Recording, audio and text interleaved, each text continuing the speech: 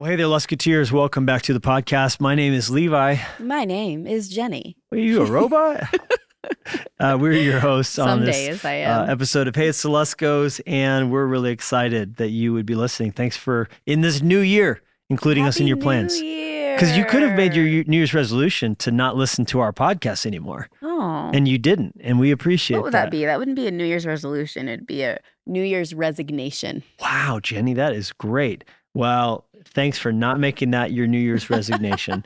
But here you are, and here we are, and we're excited. We're not going to abuse the privilege. Today, especially, I would say this episode is one, I'm going to make a promise right out the gate, that if you're a parent, you're going to want to listen to with a close ear. I'd say if you're a parent, I'd say if you're an aunt or an uncle, I'd say if you're a grandparent, I'd say if you are in the sphere of leading kids or students of any age. I see like, you, Enneagram 9, trying not to exclude anybody.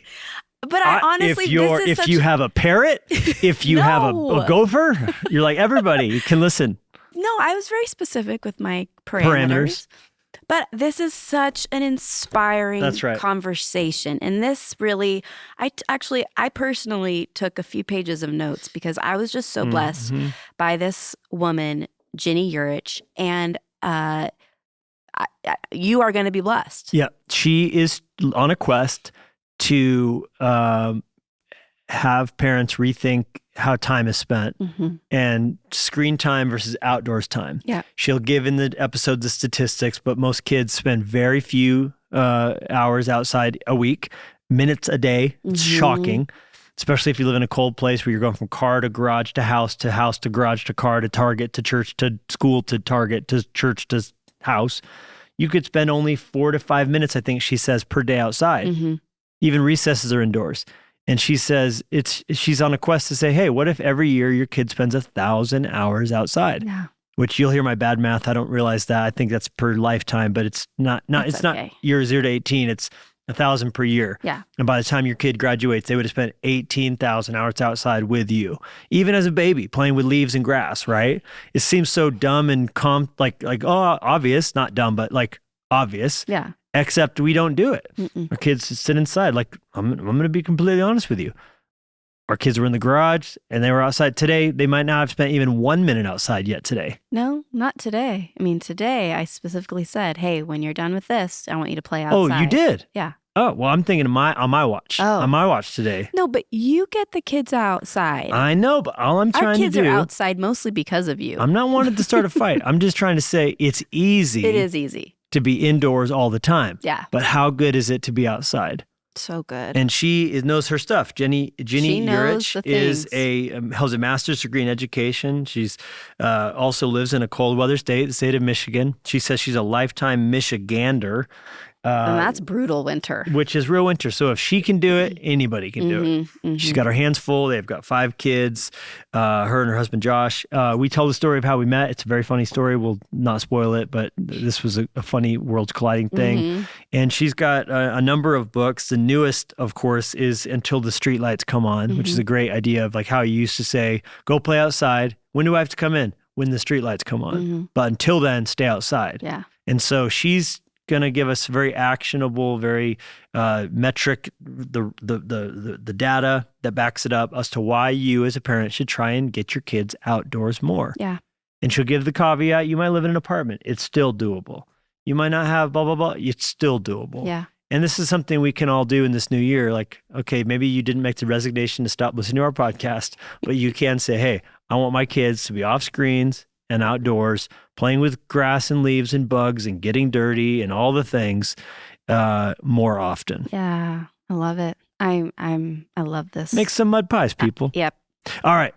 Listen and enjoy. By the way, if you haven't gotten your 5-gallon bucket, we do have the Hey, it's Luskos 5-gallon buckets. These exist, people. I could promote some outdoor time. It is being handed to me from mysterious hands off camera. Here it is. Hey, this could promote outdoor learning. You want to talk about outdoor play? Give your kids a Hey, it's Luskos 5-gallon bucket. See what they do with it. Patent pending. LeviLusko.com, JennieLusko.com. No, but you could see what they do with it. Like just literally put it outside and just see what happens. See what happens. Let them run wild in their imagination. Their bodies know just what to do with it. We do mail these literally as you see them. We put the mailing label right over here and with a sticker that protects it. We tape down the handle. This is going to show up in your mailbox literally as is. And it's green, people. It's not blue and orange. Anybody could have a blue and orange one. Kelly green. Kelly green? It's Kelly green. Shamrock green. Oh. This is leprechaun green. It's a beautiful green. Yeah, it's nice. Like your eyes. Not at all. Not green. All right, enjoy this conversation with Ginny Yurich.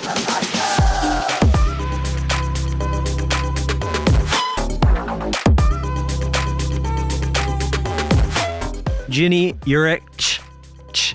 Yes, you can remember it. Yeah, church. I got the ch sounds. Yeah. Ginny Yurich. It's funny because I always, like when I'm messing around, we'll call Jennie, my Jennie, Ginny. And you're really a Ginny. Like you're like down, really like from down south. Ginny. I'll go Ginny. But you really are. And is that your given name or is that? No, it's short for Virginia. I was named after my grandma. Ginny Yurich. We met in Moab, Utah.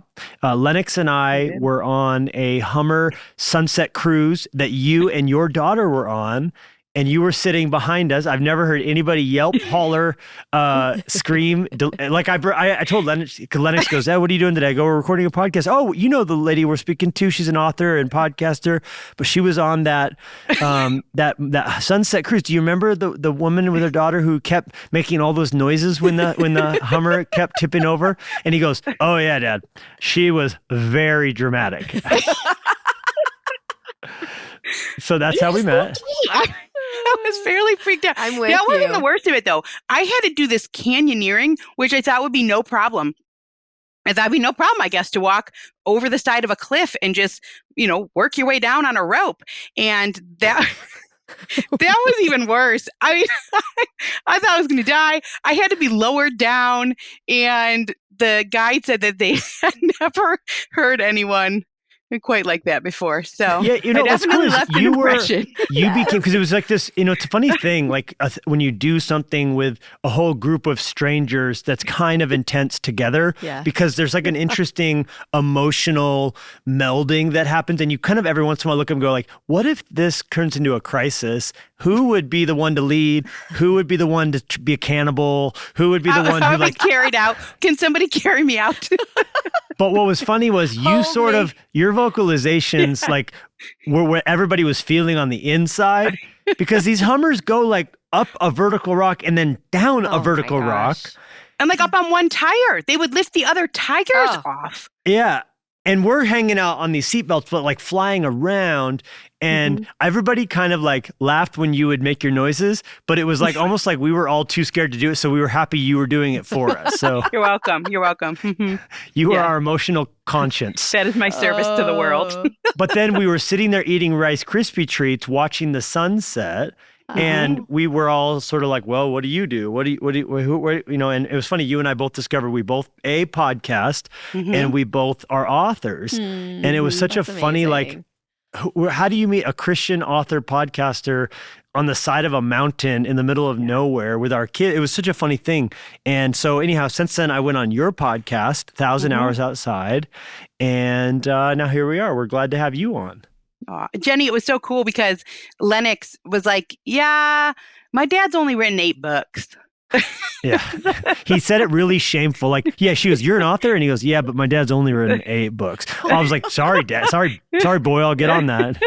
That's hilarious. Oh my gosh, Lennox. But then when I was hearing about what you were doing, because I was like, what do you do next? Because we were just going to go speak at a concert, then go home. That was like our one fun thing we tagged on, which is kind of my habit. Like if I do a speaking engagement, I'll bring a kid or a spouse, with just my one. Just one of the spouses. I can't hear a spouse. I pick through my harem of spouses, pick one of them. Pick the best spouse. I go, hey, Ginny, get on a... Best spouse wins. And do something fun. Like, because if they're going to sit backstage in a conference or an event or whatever, I'm going to tag on something fun. And when we realized that Moab was so close, that's how we picked that. But you were going from there to do a whole full-blown, like, get on a kayak, was it? Yeah, it was like a river rafting trip, and you went down the Green River, which is in Desolation Canyon. What a name! Wow. And it's a 5-day trip you can do as young as age 5. And so whole families will come. You're on the river for 5 days. The cell phone doesn't work, and you stop for meals, and you camp. You sleep in tents at night. You pack it all up in the morning. You pee in a bucket that's called a groover, like along the river. The biggest thing was when it ended, because I was like, oh, how are they going to do the bathroom? Like, I don't really know. And they would set this toilet up down. You'd have to walk, and you'd have to grab this little seat cushion that would show that someone was using it. And you would sit and go to the bathroom watching the river go by. Occasionally there'd be a raft. So that was super awkward. But when we got back... While you're just going to the bathroom, people go by, you're like, hi, how are you? Wow. What's up? So then we got back to the hotel, and I was like, this is really boring. I don't want to go to the bathroom in this boring room. I want to be out on the river. So I went with my oldest daughter. She was 13 at the time. We bonded. We had such a phenomenal time. I cannot wait to go back. You take this little prop plane. They fly you out there like a little 6-seater, drop you off, and you spend 5 days on the river. Just that time together, no electronics. It was phenomenal. Wow. And that was with that same company, Moab Adventures, right? Yeah, Moab Adventure Center. And they have trips, I think, all over the country because they have this Western River expedition. So you can, with the same company, do the same trip like in the Grand Canyon. Or you had talked about a different one, right, Levi? You guys have done one. We did one in Montana on the Lewis and Clark journeys, but not the bathroom was not that spicy. Ours had pit toilets. So we were using the bathroom. They had rattlesnake signs up everywhere. Beware of rattlesnake, which is like my greatest fear. Did you see snakes on your trip? No snakes. Mm-mm. Oh, we didn't really see hardly any wildlife. We saw some cows. Yeah, that's not bad. Kind of random. Snakes are my big fear. That's not bad. And Utah desert, I would think snakes would be everywhere. Yeah, I didn't see one, just a lot of lizards. It was phenomenal. When you go to bed, you see the entire Milky Way. We slept out. The last night we slept under the stars and shooting stars. It was a life-changing trip. All of it, including the Hummer thing was a place called Devil's. It had a name. Hell's Revenge. It was called Hell's Revenge. Lennox and I were like, what do we do? And I was like, I Googled, like, oh, this looks awesome. And like part of it was what was still available because it was a last minute ad. And I was like, sunset tour on a Hummer. And then I read the fine print. It said at Hell's Revenge. I was like, Hell's Revenge? That sounds terrible. Why does hell have revenge? You know, it shouldn't be allowed. But that was really wonderful, wasn't it? Mm-hmm. Yeah. You never forget it.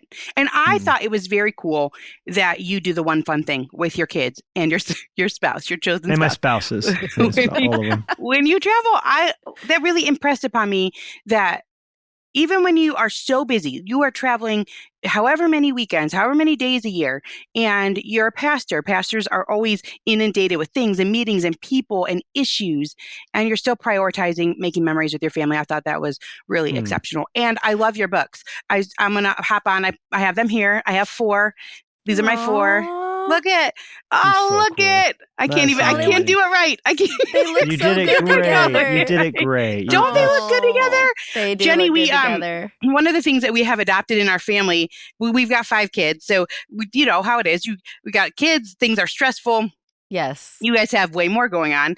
And we've adopted the good times, which was in one of these books where when you're like really at the end of your patience and your frustration, and then you look at your spouse, you look at your kids, and you just say good times, and it changes the whole thing. It's so funny.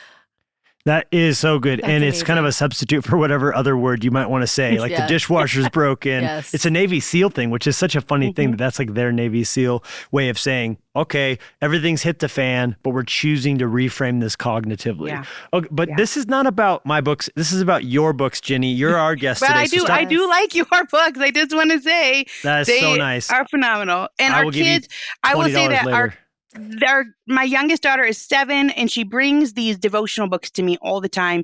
They are a preference of hers. And I think that is really a testament because you got a home. Some people have a lot of books and some people have less, but we have a home with a fair amount of books. And so let's say she has 300 titles she could choose from. I mean, that's a lot. And she comes to me with these, and that's what she wants to read. And every night, and we gave this to our niece who absolutely loves learning about space. And so they're just fantastic to have in your home. We're like a lion. I guess we're on a podcast, so I guess I should say what I have. I should say the people word. Can watch it too, Ginny. We're recording video too, so people can see it on YouTube. We're like a lion, marvel at the moon. Yes. Yeah. No, but Ginny, you're so right, because Levi does prioritize moments and family, and in the midst of scheduling and meetings and busy and preaching and everything, he loves prioritizing this. And it seems like you're the same. It seems like that's something that really is important to you. And I'd love just to kind of hear like how that started for you. And let me real quickly before you answer that say your newest book is, since you were so gracious to plug my books on our podcast, everyone's listening is like, wow, this is just awful. You're just gratuitous here. Levi. As though I put you up to that. That was not staged. That was sweet. But I do think that people should come on your podcast and promote your books, because it's weird to be a self-promoter. And I want to come on and just say that these books have touched me, and they clearly have touched my kids, and we have taken things from them into our day-to-day life. Like the whole story is about, you talked about being grumpy, and you would go to art class and then you would come out of art class and not be grumpy, and this whole thought of we can't really talk ourselves out of those states sometimes, that we can do things that bring us life. And so often you're talking to other people, so you're promoting their stuff. So I want to come on. These are people that adore you. And so they hopefully they already have them, but they should have your books, because they're very meaningful, and all the way down to the kids, 90 devotions, You're Never Alone in God's Majestic Universe. I mean, come on, family. Well, I'm jealous now. You're a sweetheart. Isn't she? Yes. Now imagine her like screaming for joy. You're my person though, because I am very much like, anything that I go through, like, because it comes out of my Jennie, mouth. we need to plan an adventure together, because Jennie Lusko on a roller coaster is you.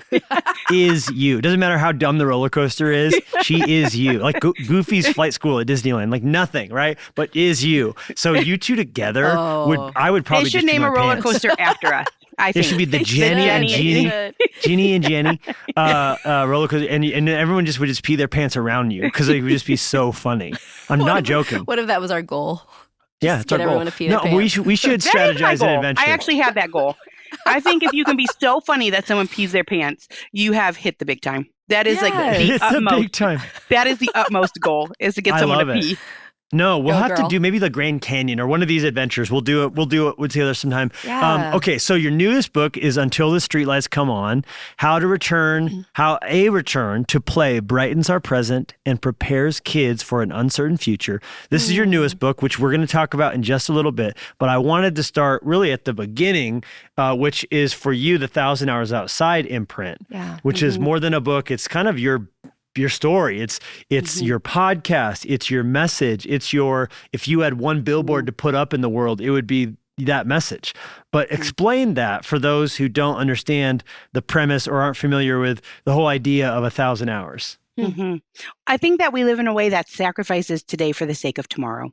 And we do that for our kids. And I don't think we do it intentionally. I think we do it because we're told that that's what we're supposed to do. And the message of the book, and really the message of 1,000 Hours Outside, is a message of hope, that we can slow down, we can do less, and in doing that, we really gain more. Our lives are more fulfilling, and that's what prepares kids for tomorrow. That's what prepares us for tomorrow. That's what you're doing. You live it fully today, and tomorrow takes care of itself. So my story is that I was an awful mother. When I first became a mom, I was expecting to soar high. I was like, I'm going to be so good at this. And I was not at all.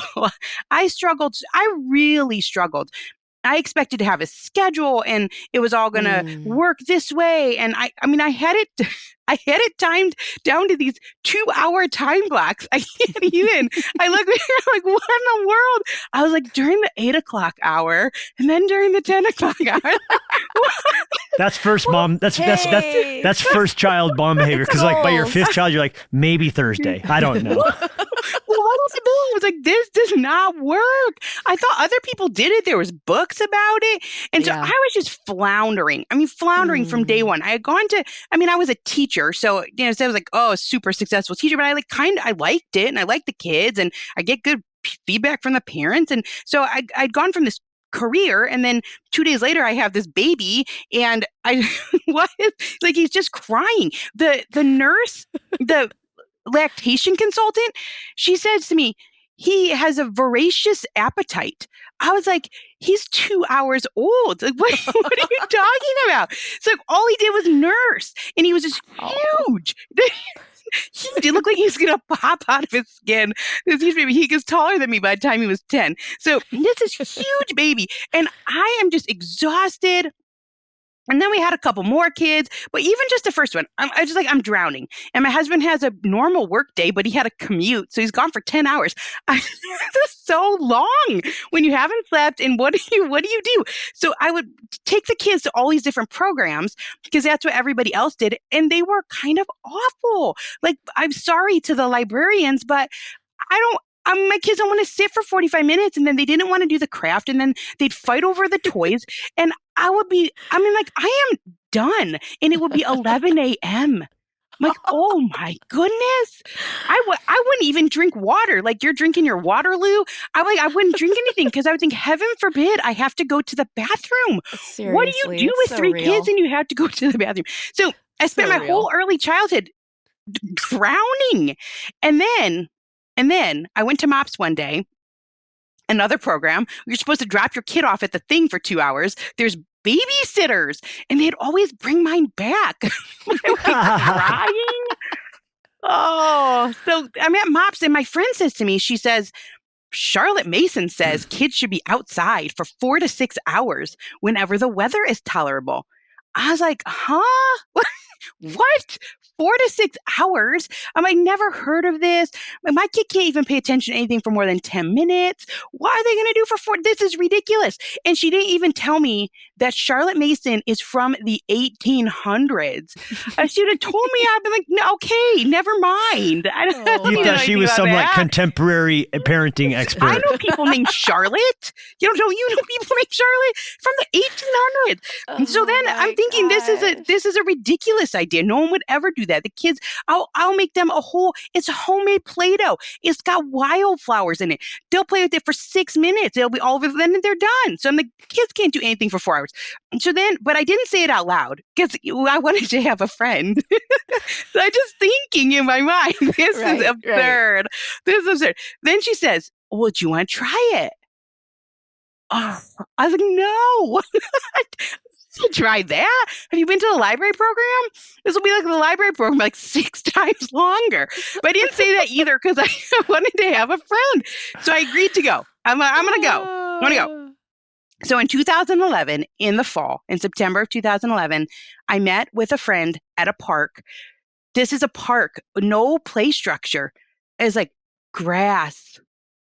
What are we going to do? She said, don't bring anything. Bring just a picnic lunch and a picnic blanket. I was thinking, well, we need more. Mm-hmm. Should I bring a craft kit? I could bring like our water table. What should I bring? They're like, no, don't bring anything. So I'm thinking, oh, this is going to crash and burn. And it was this grassy area. There was a very shallow creek that went through, so it was safe. And I tell you what, Levi and Jennie, it turned out to be the best day of my life. Wow. I tell people because it was the first good day I had as a mom. Jeez. Wow. I not had one. Our oldest was 3. What happened was I sat on this picnic blanket next to a friend, got to have conversation. We each had a baby. So the babies would nurse and sleep, play with the grass, sit on the blanket, watch the leaves. It's like God's mobile. They just move. There's always stuff, the clouds. And the older kids, we each had 2 older ones that were kindergarten, preschool, toddler age. They just ran around. I don't know. I have no idea what they did. They ran around for 4 hours. They come back and get food. And for the first time as a mom, I could exhale. I could catch my breath. And we left at 1:00. We packed up and they all fell asleep on the way home. which was a miracle. I drove around for hours. It's like gas was cheaper. So, and then all of a sudden it's 4:00 and Josh is coming home soon. And so we changed life immediately. And it was really at the beginning just for my own mental health. I thought, well, if I am more present, I'm going to be a better mother. But what I have learned over the last decade plus is that when we let our children play, especially outside, play freely, safely, that it helps them in every facet of their development. It's helping their cognition, their neural wiring. It's helping their physical bodies down to their eyesight and their bodily systems that connect with the sun's rhythms. It helps them emotionally. It helps their social skills immensely. And God gave us his spiritual principles on full display through creation. And so it gives your children, when you walk by the way, it gives you time to talk about the lilies of the field and the morning glories. And in the morning, we lay our requests before and we wait in expectation.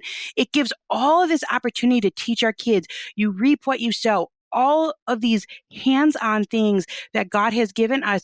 You are a new creature in Christ. We raise monarch butterflies. And how cool is it that God took a green caterpillar with stripes and it turns into an orange flying thing that can taste with its feet. Well, what is this? If you do it right. If you do it, promise me later on in the conversation you'll ask Jennie about our butterfly growing experiments. But please continue before we tell you this warped and demented story. I love warped and demented. Yeah. But when we do that, and so here the pressure's off. The yoke is easy. The burden is light. We don't have to be in a rat race of childhood in order to prepare our kids for their future. And that is the message of the book. And it's the message of 1,000 Hours Outside.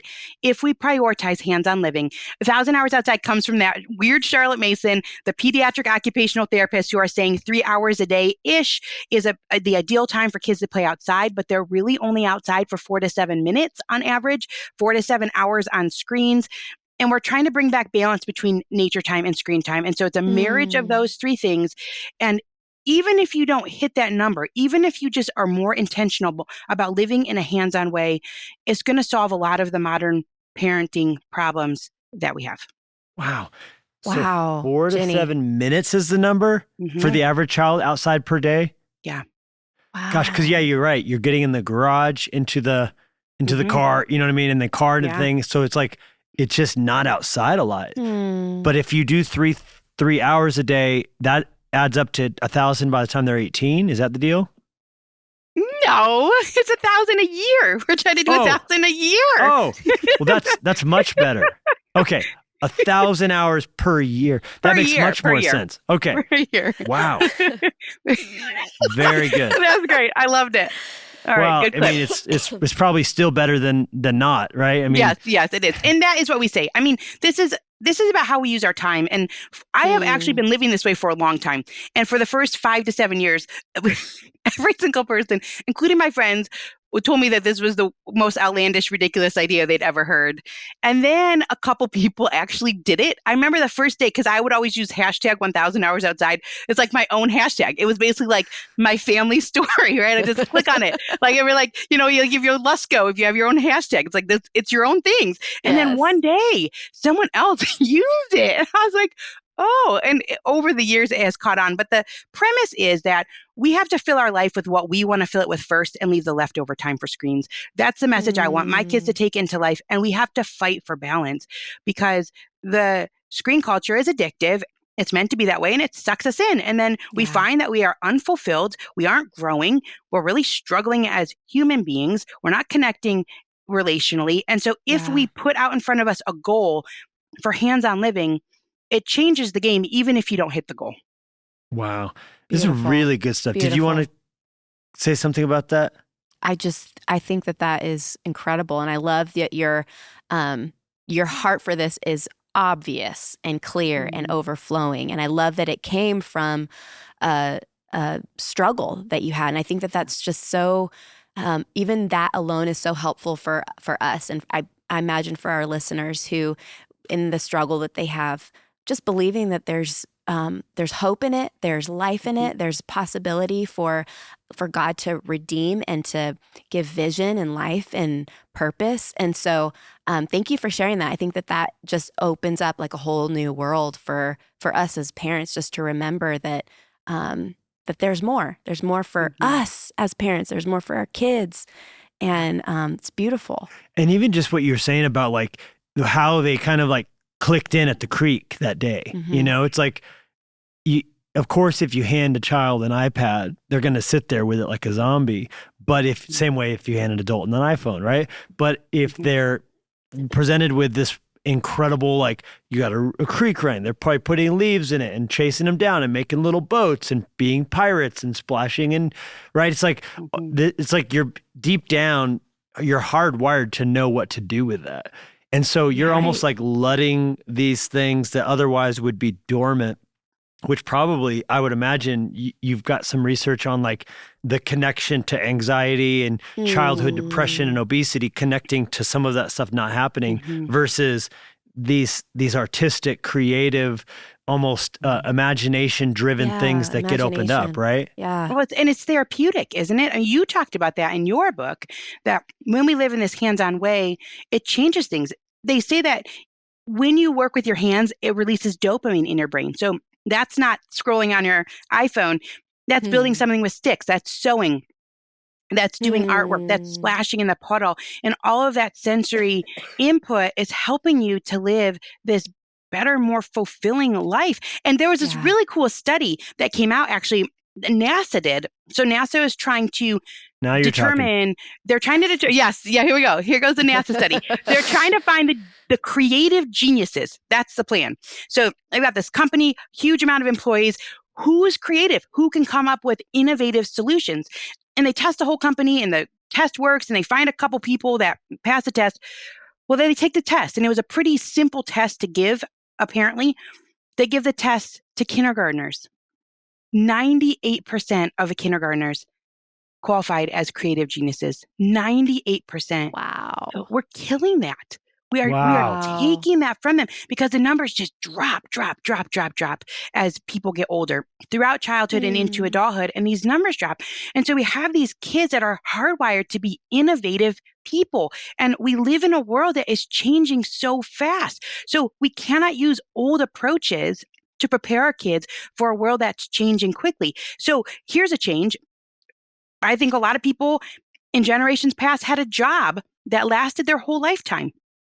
They would graduate from high school, they would graduate from college, and they would enter a career path that would take them to retirement, and then that was it. And they would have similar things that they would do every day. Maybe you work your way up and it changes slightly, but the skill set would stay, and the coworkers, they stay. I mean, it's just similar.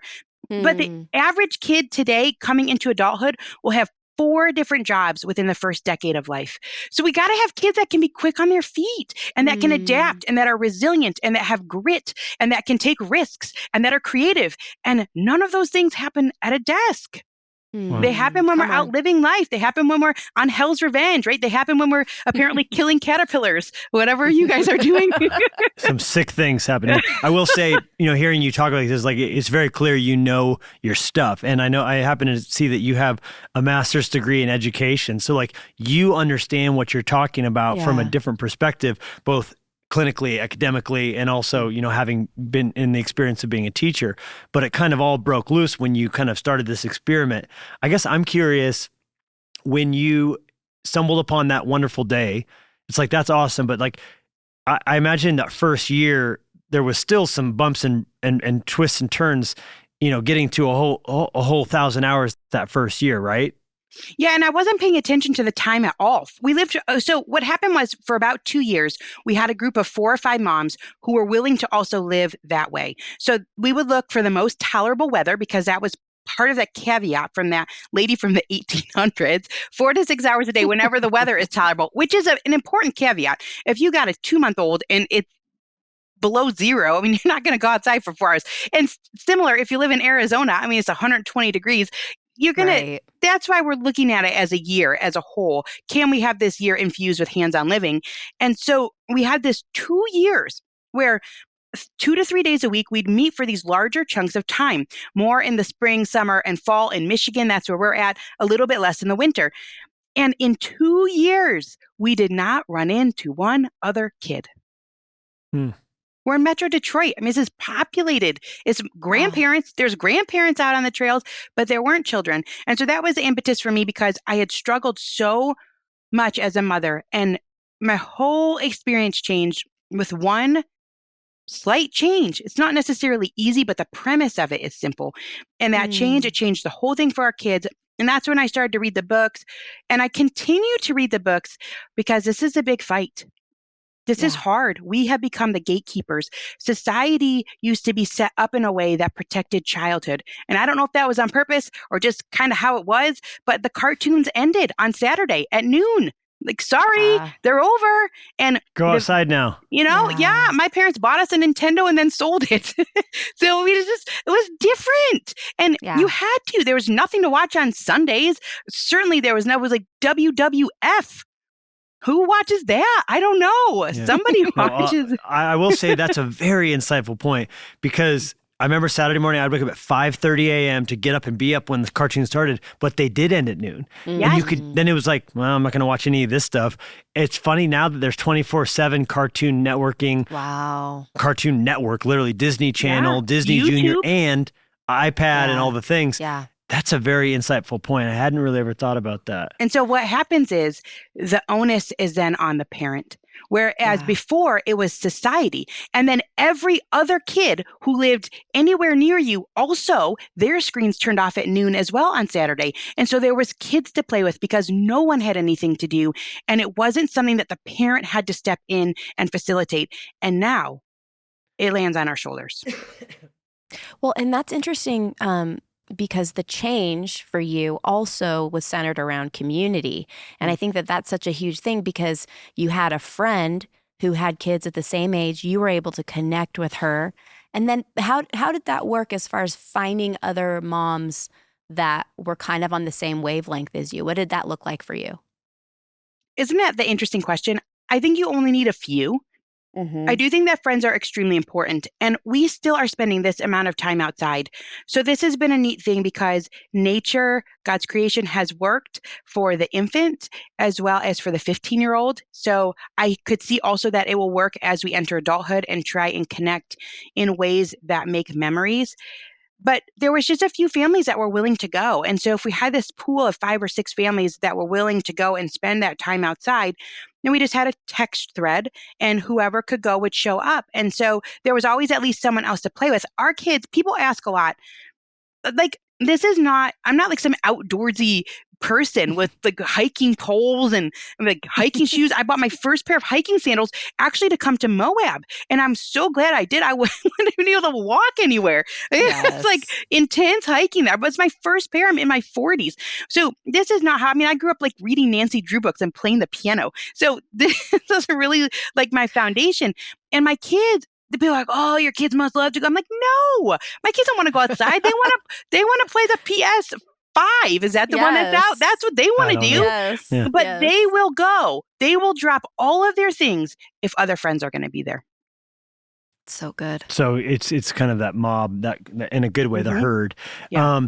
Now for the parents who are going like, okay, I can think of a park day and a snow day. It's like, but after that, I'm like, I don't know. But I want to point out that you have the 1,000 Hours Outside activity book. So it's an entire book full of suggestions for the person who's going like, what am I going to do on day 76? It's like, I'm going to, and then you also have the original book where it tells the story of it all. But in those, there's a lot of different recommendations and ways for people to like low barrier options and activities, right? There are. And in the new book, there were hundreds of families, but we could only pick 500. 500 families wrote in their favorite thing to do outside in 5 words or less, and it's in the front cover and the back cover. So that's a pretty special thing too. Oh, you're talking about this one right here, right? Yes. Yeah. Right in the front and the back cover. Oh, it's pretty neat. That is all fantastic. Over the world. Can we see that? Look at that. That's really cool. Really so these are your people. Do you have a name for them? Are they 1,000 Hoursers or anything like that? Or what do you call them? We'll adopt that. That sounds like great. 1,000 hours. 1,000 Hoursers. You have the people using your hashtag is what they're known as, right? That's fun though, when something takes on a larger life, you know. Okay, but to that point though, Levi, here's the thing. I want to point out that as a parent, you actually don't have to do anything. And I think that sometimes you just have to let it be, and you have to let your kids be bored. There is this woman named Angela Hanscom, right, who wrote a book called Balanced and Barefoot. Is she related to Charlotte Mason? No, she could be. This is like the extension, like her great-great-granddaughter. But she says it can take up to 45 minutes for a kid to develop their play scheme. So that means, well, we're going to play pretend. Like you said, we're going to play pirates. We're going to play house. And it takes a long time to figure out, or we're going to play a pickup game of sports. It takes a long time to figure out the rules and who's going to be the all-time pitcher. And we only have 7 kids. And what are the bases? And, well, I don't want to do that. Well, will you do this? And this is all the skills of life, is compromise and negotiation. And it can take a long time for kids to develop what they're going to do, up to 45 minutes. That's kind of a long time where your kid is saying, I don't know what to do. I'm bored. And you're just going to have to say, it's okay to be bored. Or, I trust you'll find something to do. I know you'll figure it out.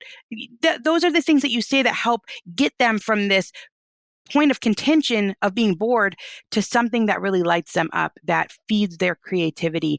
And so as a parent, you don't necessarily have to step in and direct. Dr. Peter Gray talks about, he wrote a book called Free to Learn. He talks about, he calls it self-structured play, that the child is structuring it. And there is an issue when a child lives an entire childhood that is mainly adult structured and adult directed, and then has to step out and figure out life on their own. I think kids really struggle with that. Wow. Okay. I've just been scanning the cover from your 1,000 Hours, Urs. And it's so cool to me seeing all these names. I mean, this is a family in Quebec, a family in Ohio, a family in New Jersey. There's lots of different great ones on here, but what Chasing All the Waterfalls, someone says, clearly a TLC fan there. This person says falconry. This is intense. You got 3 hours. Here's a falcon. Go nuts, children. That has got to be cool for you and surreal for you to see what started as your failure as a mom from your lips, not mine. Struggle as a mom, now leading to breakthrough for families all over the world. That's really neat. Yeah, it's very surreal. It's very surreal. Yeah. But really, really cool. Oh, we were just at a local park the other day, and a mom was wearing a 1,000 Hours Outside shirt. And we were over at Lake Michigan. I ran into people all over the country. In fact, the craziest story is that we went to Hawaii this year for our 20th anniversary. We went in March. We took the kids and we did a shark dive thing. And so we're in Hawaii on one of the islands, and we go to meet up for a shark dive. We're on a boat with 8 people. And this woman walked up and was like, oh, I follow you. I listen to your podcast. My husband just built a mud kitchen because of the podcast. And she said, and I was super nervous about doing this shark dive thing. And I was asking God for a sign that I made the right decision. And there you were. And I was like, I don't want to be your sign, though. I don't know. That's funny. I don't know how this is going to go. That's too much pressure. I can't be your sign. What if the boat goes down? Great. What's the story with the mud kitchen? Yeah, the husband built a mud kitchen for her boys because it's one of those simple things. You put pots and pans out there, a little bit of water, a little bit of mud, and kids can use their creativity. And when you use your senses, that helps the wiring in your brain. So kids that are making mud pies and mud soup, this is actually education.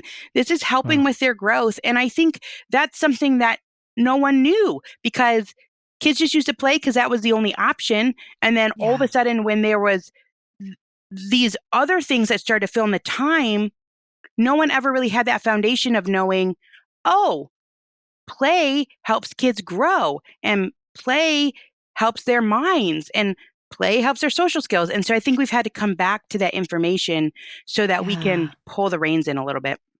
Yeah. No, it's so incredible because our kids, we have neighbor kids in the neighborhood, and the kids will play with them hours upon hours. But I remember there have been times where like they'll do our kids will do a lemonade stand, but then the neighbor kids want to come and work for them and earn money and like be a part of it. And I remember Daisy, our daughter Daisy, telling me that she was learning like how to have hard conversations with the neighbors of like, okay, you're not actually doing what I need you to do right now. With her employees. How amazing. Yes. I'm like, how amazing is that? She's learning like to have tough conversations with her neighbors. But I love this so much because it's so true as far as their imagination. And I love that you're giving handles for people to hold on to with their kids, but you're also doing it yourself and you're living it out and you're giving examples and you're continuing to learn what this is for you, but also you are educated in this. And so for parents who maybe aren't educated in this to be able to know, okay, this actually is helping with the neural pathways and the all the things. And I think that's just so helpful. Mm-hmm. Well, I think we have to be reminded. There's no one reminding us that the simple still works because everything else is screaming so loud. There's so much content and so many classes and so many extracurricular activities. There's a statistic. This is my favorite one. This we get for you too, with the one spouse, that when you dance, so you could go and you could do a dance class together, salsa or whatever, ballroom dancing. When you dance, elderly people, so as we are getting older, it's like elderly people who dance regularly have a 76% less chance of developing dementia. 76%! And it's because when we move in complex ways, it enhances and protects our brain wiring. Wow. That's what kids do. When you let them loose, when you let them play, they move in complex ways and they continue to scaffold into harder and harder things as they grow. And that's what I've learned. So now we have teenagers and they skateboard and they try and do trick shots with the basketball and they're mountain biking. They're canyoneering. They're doing these things that challenge their bodies. And in slow ways throughout the years, they've tried harder and harder things. And that is kind of like what the dancing is. It's complex movement. And so these are lifelong benefits. Wow. That's phenomenal. Wow. Ginny, how has this changed the physical layout of your home? I would imagine as you've lived this for a decade now, that's informed how you've set up backyard playrooms. Like how has this changed the physical setup of the Yurich household? Well, we have one room that's like a store because we have some products. So it's changed that. But we actually did move to it. Books. You're talking about your inventory of your actual asset. Our own things. But on the outside, we did move to a small hobby farm. But what's interesting is that people ask a lot. I would say one of the main questions is, well, what if I live in the city? What if I live in an apartment? And the situation about where you live and what property you have, whether you have a yard or don't have a yard, there are pros and cons to each spot. So if you live in the city, Dan Buettner, who talks about living to be into your 100s, he's got all the Blue Zones books. He says, live in a place that's walkable. If you can walk to the grocery store, if you can walk to the library, if you can walk to school, that this is going to help with your movement and your outside time throughout your life. So if you live in the city, you've got that benefit. Maybe there's a park you can walk to, a playground. My brother lives in Brooklyn. So there's a lot of these little playgrounds that you can walk to, but you don't have necessarily, you don't have goats, right? I mean, there's give and take. And if you live in a suburb, you can't walk to this, but you can let your kids run amok in the neighborhood. And if you live in the country, then you've got space to roam, but you don't have friends. So with each place that you live, it really changes things. So I don't know if we've made any changes to our actual home aside from the fact that we've had some merchandise take over on the inside. But, like the kids love hay bales and they like the really simple things that they can use to challenge their own bodies in ways that they learn how to learn for mastery. And hay bales. What do you do with the hay bales? They're just like in the backyard? They jump out of it. Yeah, they jump from one to one, or they roll on them, or they build things with them. So it's the simple things. It's not necessarily the most expensive. No, that's exactly what I was hoping for. So like that's what I mean, like on a specific level, like having stuff like that in your backyard that is not functionally for anything. Yeah. It's just a fun thing to have. Mm-hmm. Yeah. But I don't think, you could have this or have that. The kids are engaged in nature. They're engaged in God's creation. He made it that way. There is a lot of things that they can use that would engage their imagination, and they carry, it all helps them. They carry these heavy logs, and that's helping with what's called their proprioception sense, or they're shoveling snow. It's each season offers these different opportunities for growth and engagement. There's a woman named Katie Bowman who has this organization called Nutritious Movement, and she says osteoporosis is a childhood disease that shows up in adulthood. And she says that because kids are meant to jump and land and have impact on their skeletal system. And that is what kids do. When they're really small, they're going to jump off of the curb. They're going to climb up onto a very small log. But our kids, as they've gotten older, they're climbing high and they're jumping and they're landing. And each time that impact is building their skeletal system. So we've got a generation of kids that are they're sitting. They don't jump enough. Yeah. They need to jump more. They need hay bales. They need to jump off the hay bales. Ginny, I love this. And I love that we're at the beginning of the year. So for all of our Luskatiers, that's what we call our podcast fam, this is who have kids or, nieces and nephews, grandkids. It's like a vision of like, hey, let's make 2024 the year of 1,000 hours outside. Let's get out there. Let's move. Let's jump off stuff. Let's paint. Let's make messes. Let's make mud pies. It's still cold though in Montana at the moment, as it is in Michigan. Yeah. So what are some of your favorite winter hacks with little ones, to rack up the outside time when you're not necessarily skiing or snowboarding, those are great, sledding. What are some of the other things that you've learned or seen from your 1,000 hours on being outside in the cold weathers? Well, I kind of like this Luskatiers. So I am thinking 1,000 hours. It doesn't work. 1,000 hours club. feels a little mile high club. You got it feels a little off. Okay, here's the thing. Okay. I used to dread winter and I wished it away. Even when we were spending a lot of time outside, I read a phenomenal book. It's called There's No Such Thing as Bad Weather by Linda McGurk, which is not true. There is such thing as bad weather, right? There's hurricanes and there's blizzards. So it's a little tongue-in-cheek. Tell that to the person in the tornado path. Yeah. No such thing as bad weather. So there are other places in the world, though, that they go outside year-round and they just change their clothes. And that's the premise. What I learned from her book, and also The Comfort Crisis, and also there's a book by Steven Rinella called Outdoor Kids in an Inside World. When we step out into a spot that's uncomfortable, we become grittier people and more resilient. And also, life is not meant to be lived right down the middle. You have to have the extremes in order to feel better. Nothing feels better than going out on a freezing cold day and then coming in and sitting by a crackling fire.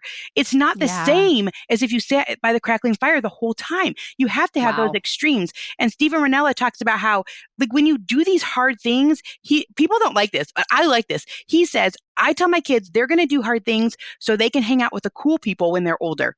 Which, whatever. I mean, who really are the cool people? But the point is, you have things to talk about and you have experiences and you've done stuff so that you can build relationships and talk about those things.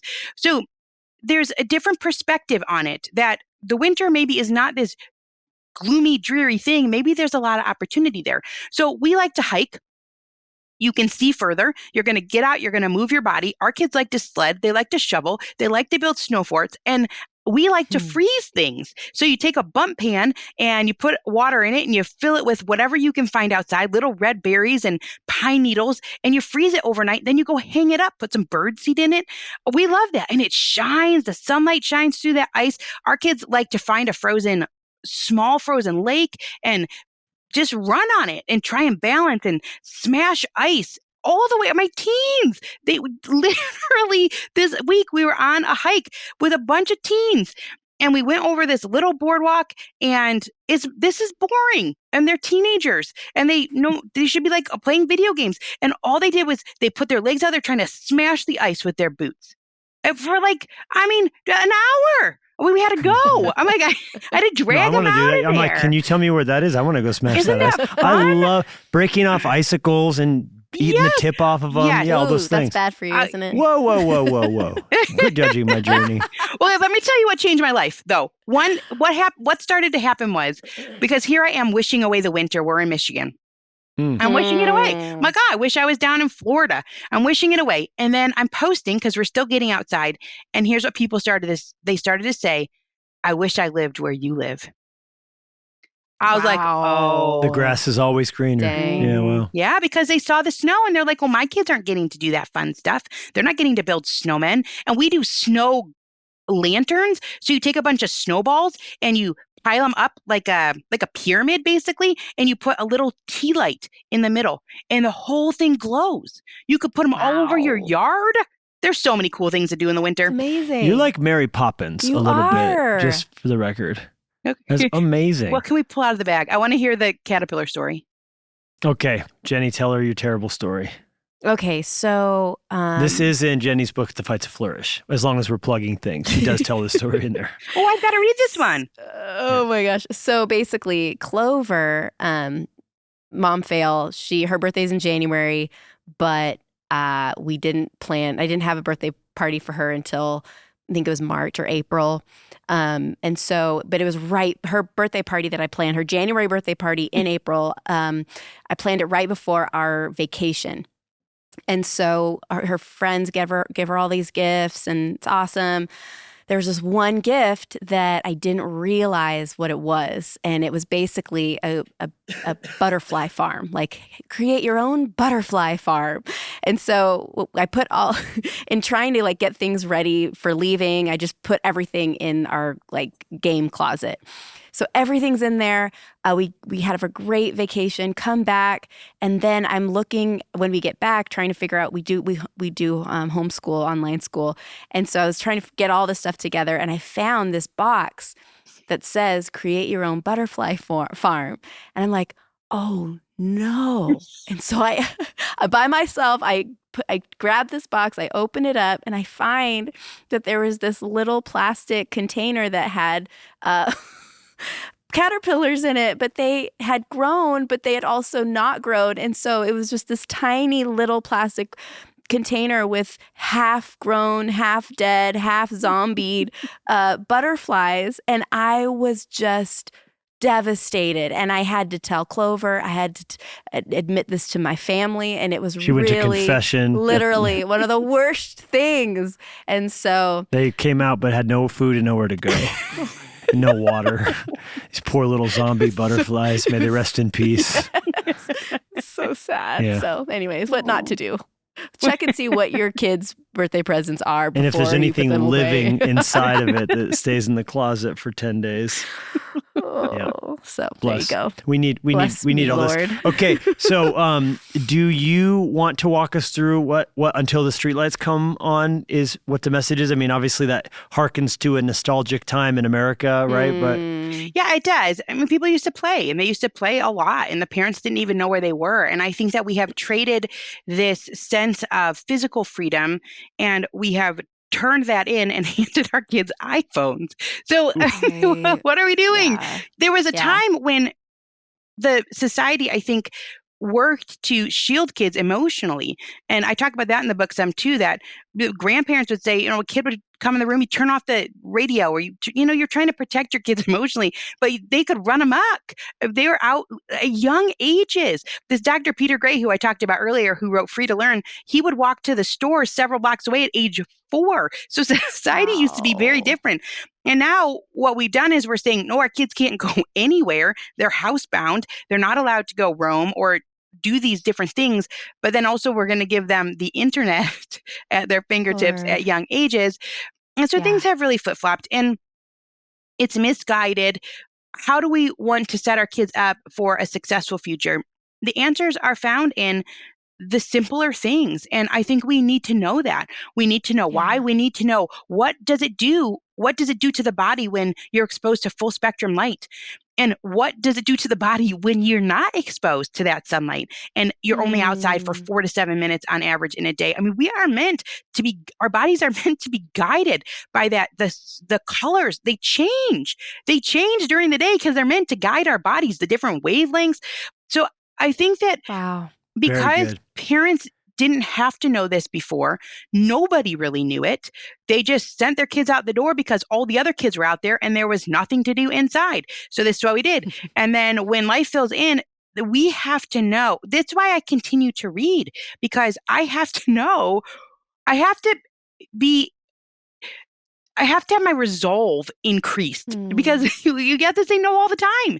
They're just like, no, we're not watching YouTube. No, we're not doing this, that, or the other thing. And the information helps to remind me that this is my job. This is my task.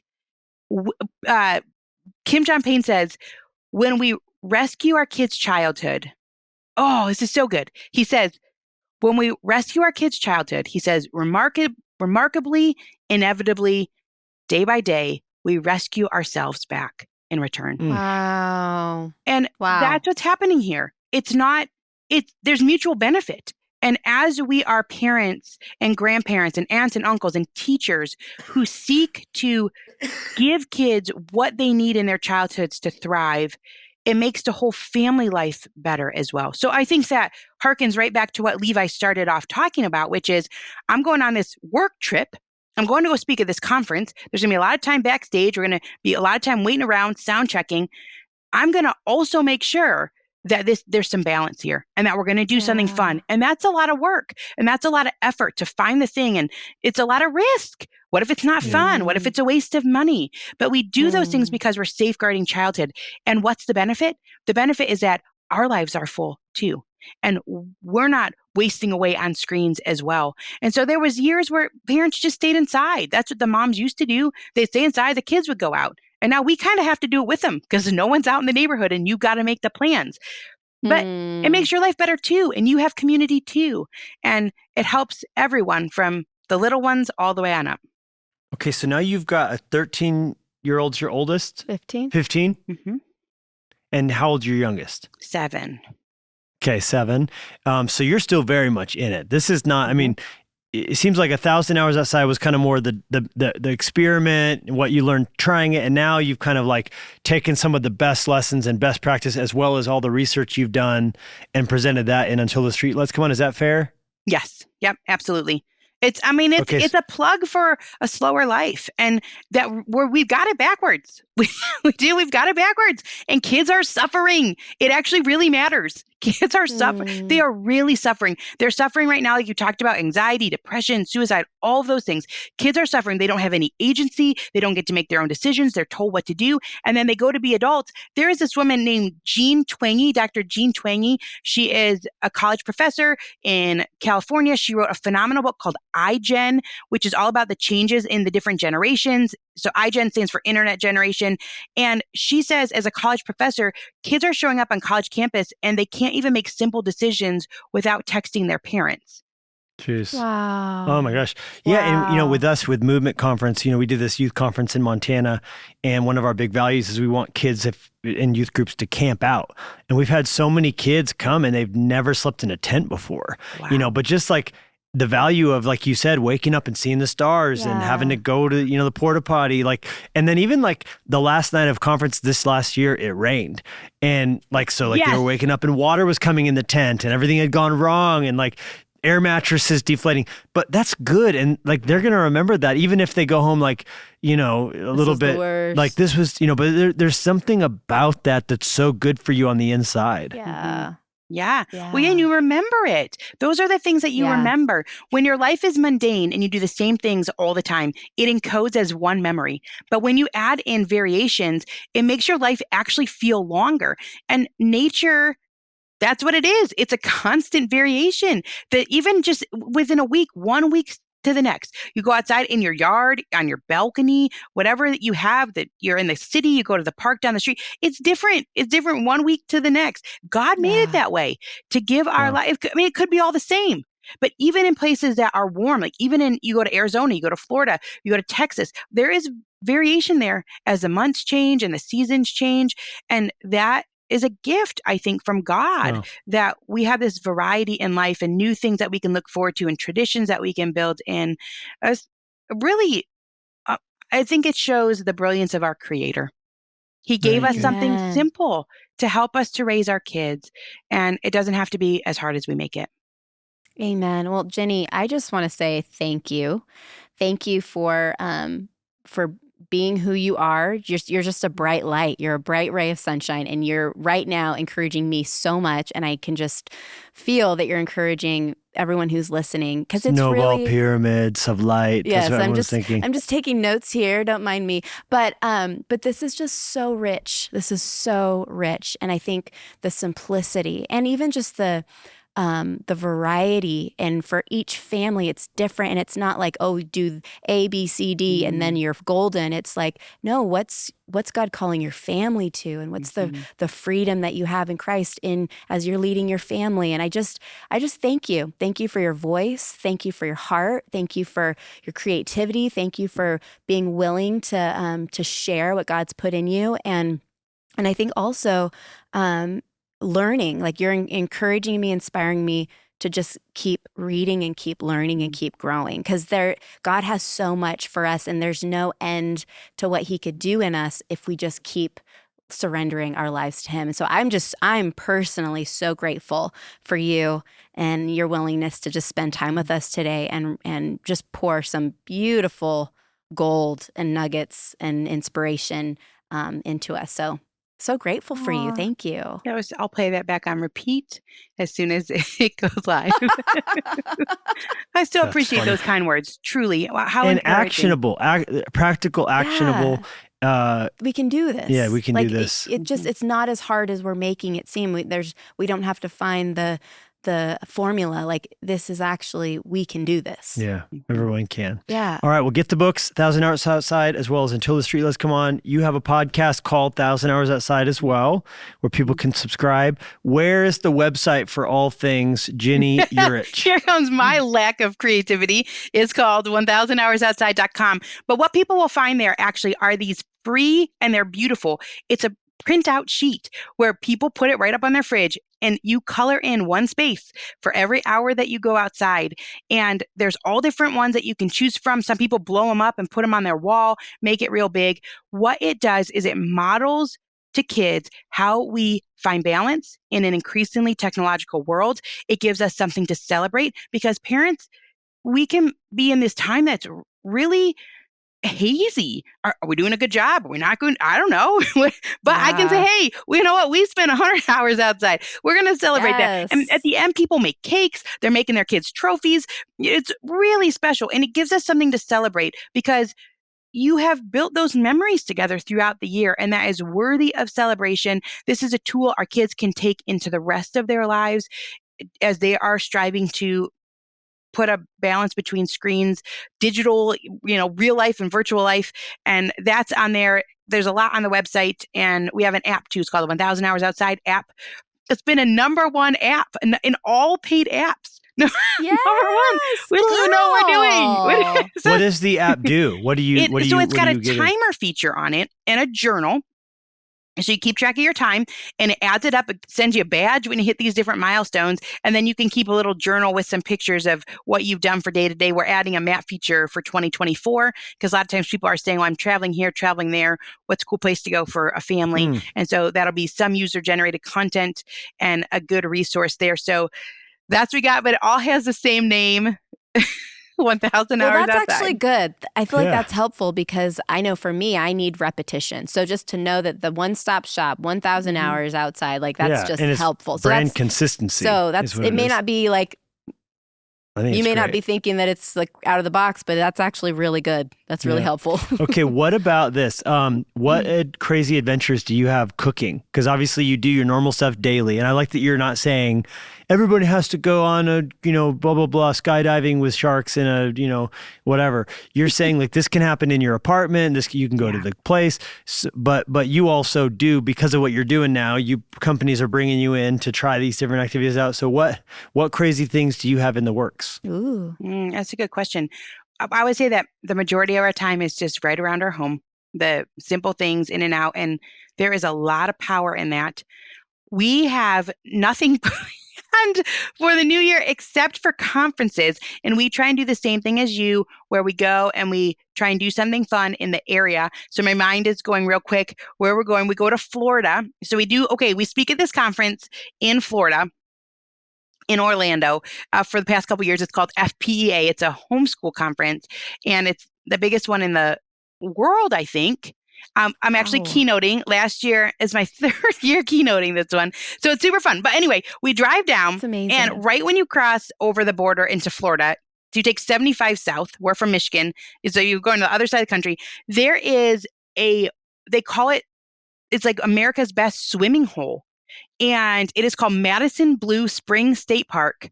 And every year when we drive, we get off the highway, it's 15 minutes, and we go and we swim around in this stunning swimming hole. So we love to go to the springs in Florida. That's kind of stuff that we've already done. I've got nothing, Levi.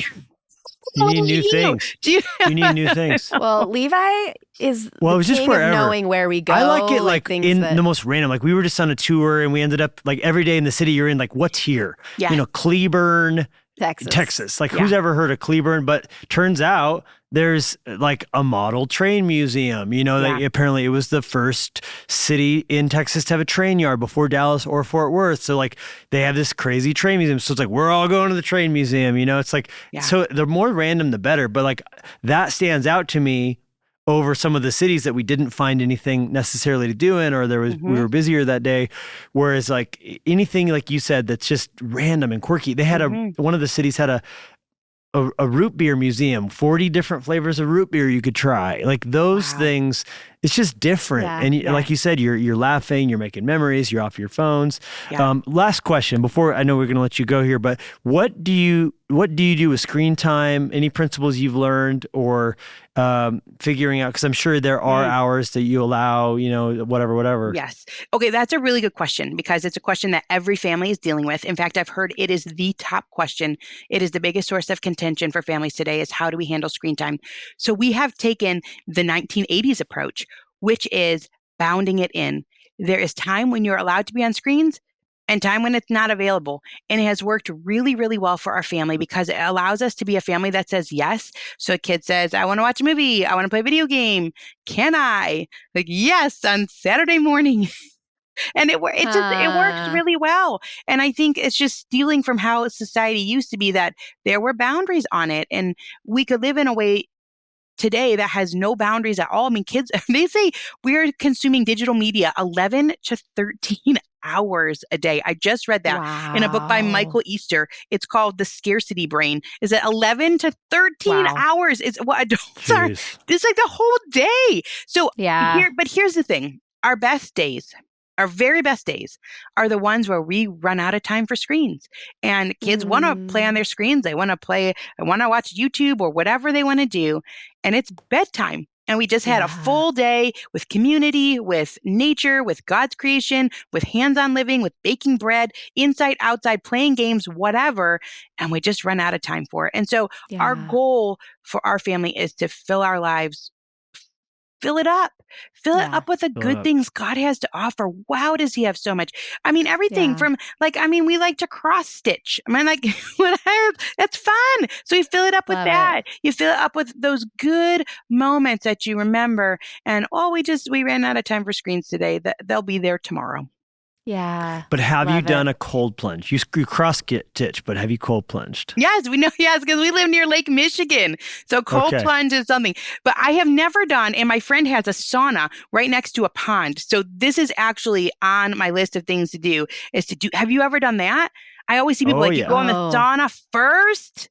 Yes. Oh, this is Levi's love language. Yeah, I'm a big thermal cycler. So we do we go hot tub, cold plunge, into the hot sauna, and then you cycle it and you're cheering each other on and making fun of the noises that your wife makes when she gets in the cold plunge. And Jennie speaks in tongues every single time. I could imagine, Ginny, you would have some nice vocalizations in the cold plunge as well. We need to do that. This can be the thing. This can be the thing that we do. Yes. Yeah. Well, we are grateful. So grateful. We point everyone to your resources. I think this is exactly what parents in the 21st century need to be called to. Yeah. It's a time machine of sorts, and in a good way. So thank you for your example, for your resources, and that we get to know you. We look forward to the next time we get to interact. Yeah. Thanks, Jennie. I'm going to read your book. That'll be next on my list. We'll send you one. We'll send you a copy of the Fight I can add it to my stack. Well, Ginny, thank you so much for having me. Thank you. Thank you so much for listening. Be sure to swing by LeviLusko.com and JennieLusko.com to see what's going on in our world. And make sure to subscribe so you don't miss a single episode. And in the meantime, we would love to connect with you on social media. Jennie and Levi Lusko out. Access more